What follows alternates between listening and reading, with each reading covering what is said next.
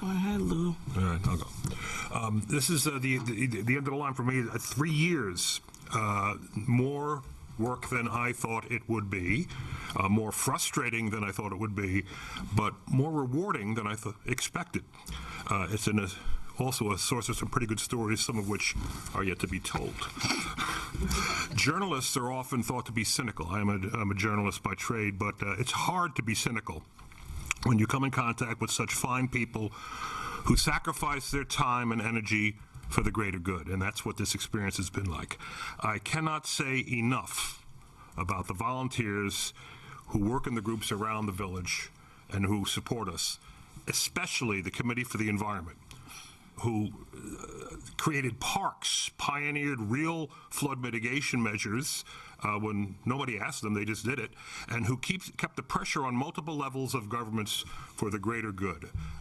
Those folks don't just complain, they walk the walk, and I am honored to have made their acquaintance and to consider some of them friends. And thank you very much. And it's spectacular work, and it's the best thing that's happened to me in this job. The same is true for our remarkable fire department, which is populated entirely by volunteers and deserves all the support that this government can give it. And the police department, which has gained accreditation and exhibited professionalism far beyond what you'd expect in a relatively small community like ours, and despite the fact that we have not provided them with a decent place to work. We are safe here because of their efforts, and we need to step up to support them more. I also cannot have high enough praise for the staff at the village who keep this village government running regardless of what this board does, and sometimes in spite of it. Too many of the folks who have kept things going are no longer with us for various reasons.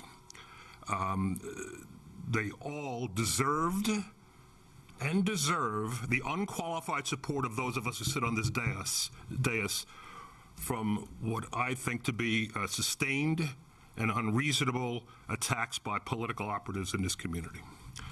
I want to thank the former mayor, Tom Murphy, for talking me into accepting this job, and for the voters who confirmed that choice in 2 contested elections, for my running mates who share a vision of a village government that tries to speak for everyone and not just a few, and for the core of selfless, like-minded political volunteers who continue to work behind the scenes to make this a place that can really live up to the Friendly Village slogan.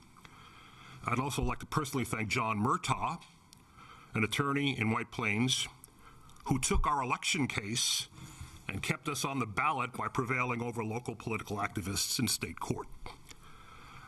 More good people arrive in this village every day, and we should welcome them and their vision for the type of community they want to live in, as well as the type of community we think this place used to be. It is rewarding to see things happening around the village that may not have happened previously, and things have changed in that respect. We can see it. We have good options before us, and the new board, which is going to sit here, is about to take on a variety of challenges that have been left festering for far too many years. There is funding available, state and federal funding available now, that may not be available in the years ahead. I've said it over and over again. It may be, but it may not be.